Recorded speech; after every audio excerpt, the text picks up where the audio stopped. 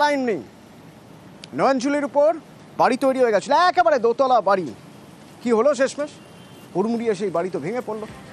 হাওড়ার খবর, আমার সঙ্গে দেবাশিস আছে। দেবাশিস, এই বাড়ি যখন তৈরি হচ্ছিল তখন কেউ কিছু বলার নেই, কেউ কিছু দেখেনি?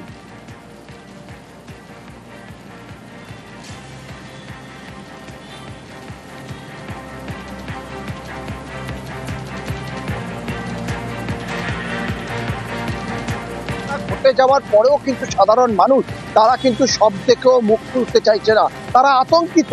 তার কারণ তারা যেটা ক্যামেরার বাইরে যেটা বক্তব্য রাখছে, অর্থাৎ এই যে একের পর এক নয়নজুলির উপরে একের পর বিল্ডিং তৈরি হয়েছে তা কিন্তু বেআইনি, এবং সেই বেআইনি বিল্ডিং গুলো তৈরি হচ্ছে কার মদতে তা কিন্তু সরাসরি নাম না বললে রয়েছে। এবং যখন এই দুর্ঘটনা ঘটে তারপর থেকেই সেখানে দেখা যায় কাকে, সুভাষ পাত্র, উপপ্রধান উত্তর ঝাপড়দাহ গ্রাম পঞ্চায়েতের, তিনি সেখানে আর্থ মুভার নিয়ে চলে এলেন সেই বিল্ডিংকে তুলে নিয়ে যাওয়ার। যেখানে আইনি ব্যাপার আছে, পুলিশ তদন্ত করছে, সেখান থেকে সেই বিল্ডিং এর ভাঙা অংশ তুলে নিয়ে পরিষ্কার করার চিন্তা ভাবনা করছে। সেখানে ত্রিপল দিয়ে পুরো এলাকা ঘিরে ফেলা হলো ঘন্টাখানেকের মধ্যে। পুরো যে এই বিষয়টা বেআইনি তা কিছুটা স্বীকারও করেছেন উপপ্রধান সুভাষ পাত্র। তার দাবি, কিছু ছাত্রছাত্রীদের বিনা পয়সায় পড়ানোর জন্য এই বিল্ডিং তৈরি হচ্ছিল। যদি ছাত্রছাত্রীরা পড়ার সময় এই বিল্ডিং ভেঙে পড়তো তাহলে এতগুলো যে প্রাণহানি হতো তার দায় কে নিত? ফলে শুধু একটি মাত্র বিল্ডিং পড়ে গেছে তা নয়, গোটা এলাকা জুড়ে আমরা দেখতে পাচ্ছি এখানে একের পর এক নয়নজুলি বুঝিয়ে জগৎবল্লভপুর বিধানসভা অঞ্চল, ডোমজুর বিধানসভা অঞ্চল, বিভিন্ন ব্লকে এই এলাকায় কিন্তু বেআইনিভাবে বিল্ডিং তৈরি হয়ে যাচ্ছে এবং সেখানে পঞ্চায়েতের হাত রয়েছে সরাসরি, যেরকমটাই অভিযোগ স্থানীয় মানুষদের। অতনু, ধন্যবাদ। বিনা পয়সা টিউশনি করানোর জন্যই করা হচ্ছে, হয়ে গেছে কি করবো ঘটনা। এইটা ধরুন, এখানে তো পারমিশন সেইভাবে কিছু করানো হয়নি, করা হচ্ছিল উনি একটা করা হচ্ছে, আর তো হঠাৎ বিপদ ঘটে গেল। বাড়ি বলতে 3টে মতো রুম আর কি করা হচ্ছিল লম্বা করে, একটু টিউশন বাচ্চাদের পড়ানোর জন্য বিনা পয়সা সেরকম একটা করা হচ্ছিল। আমি করজোরে, আপনার যদি মনে করেন যে আমি আমার দাদার মতো, আমি পায়ে ধরে বলছি আপনাকে এটা অন্তত করবেন না। আমি একটা পদে আছি, আমার একটা নাম খারাপ হবে, সেটা আমি চাই না। পাঁচটা ফোন করুন, দাদা যেটা বলেন সেটা করে দেবো। আমার রিকোয়েস্ট দাদা, ভাইয়ের মতো পায়ে ধরে বলছি আপনাকে, এটা রিকোয়েস্ট। শনিবার স্কুলের একটা অংশ ভাঙা পড়ে গেল। কিভাবে জানেন? কারণ জাতীয় সড়ক কর্তৃপক্ষ রাস্তা তৈরি করছে, আর তাতে স্কুল প্রায় গুঁড়িয়ে দেওয়া হলো বুলডোজারে। এই ঘটনা শনিবারে। যে ছবি দেখছেন আলিপুরদুয়ারের ছবি। আলিপুরদুয়ারের সোনাপুরে জাতীয় সড়ক কর্তৃপক্ষ স্কুল গুঁড়িয়ে দিল বুলডোজার দিয়ে।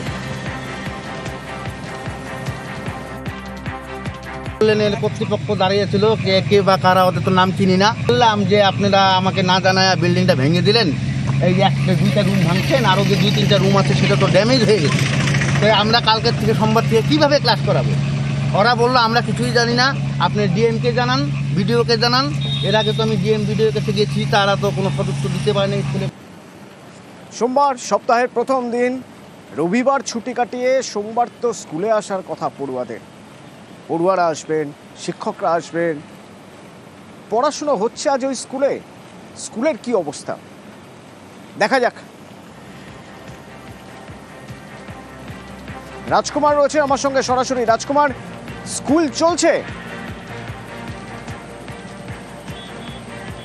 দেখো অতনুদা, একদমই শনিবার রাতে যখন আমরা এই খবর দেখাই তখন কিন্তু স্টুডিও থেকে, আজকে যেমন তুমি আছো, সেদিন প্রিয়াঙ্কা ছিল, একই প্রশ্ন করা হয়েছিল যে সোমবার দিন কি হবে।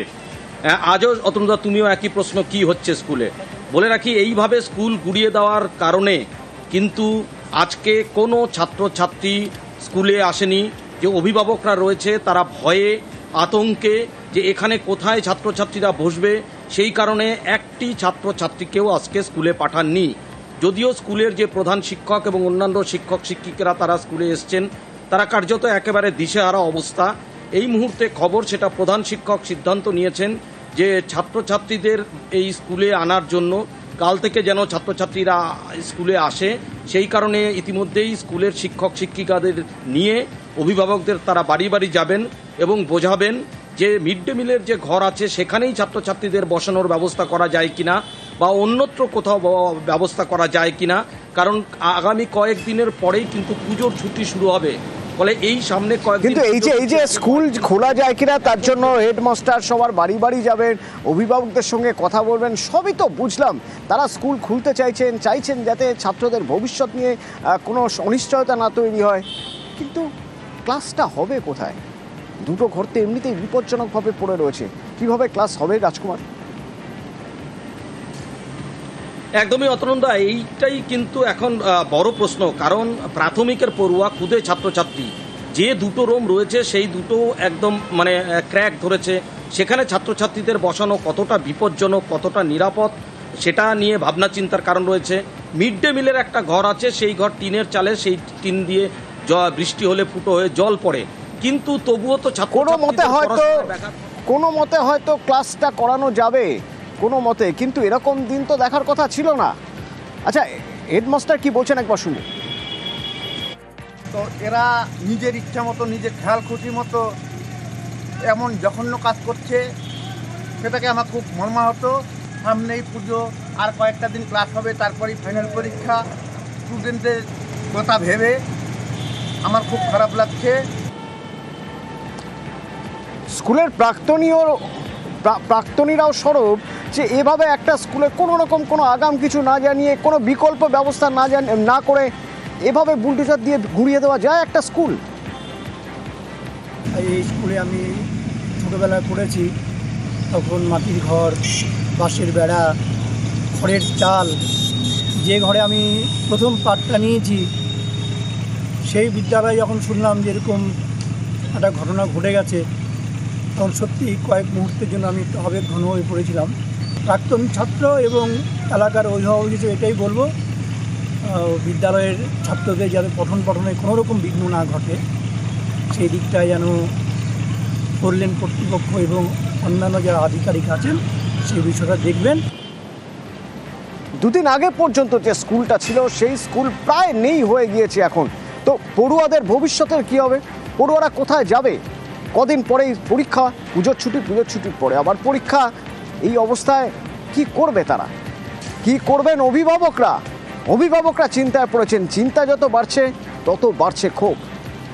এইটা যখন জানাইছে জেলা পরিষদরা, তখনই উচিত ছিল স্কুলটাকে একটা অল্টারনেট একটা জায়গায় স্কুল করে দিতে, তারা করে নাই। এখন দোষটা তো জেলা পরিষদ থেকে। পরবর্তী চিঠিতে আমরা জানাই দিচ্ছি, তার চিঠি কপিও ওদের কাছে আছে। বিষয়টা হচ্ছে যে এখন এইটাকে মানে কী বলবো, গা ঠেলাঠেলি করছে, মানে দোষটাকে করা যেন ও ঠেলা দেয়, ও ঠেলা দেয়। ওরা মানবিক দিকেও, হ্যাঁ মানবিক দিকে আমরা চিন্তা ভাবনা করবো, সেটা আমাদের উপর মহলের পারমিশন নিয়ে মানবিক দিক দিয়ে আমরা চিন্তা ভাবনা করবো, কিন্তু আমাদের কিছু করার নেই। আমরা সব জানাই কিন্তু রাস্তায় নামছি। যারা যে গণনা করছে তাদের কাগজপত্র নাই, তাদেরকে আমি টাকা দেবো। আমরা টাকা দেবো কেন? ডিপার্টমেন্ট আমাদের টাকা দেবে। এই ডিপার্টমেন্টটা ঠুনকার ডিপার্টমেন্ট না, অল ইন্ডিয়া বেসের ডিপার্টমেন্ট।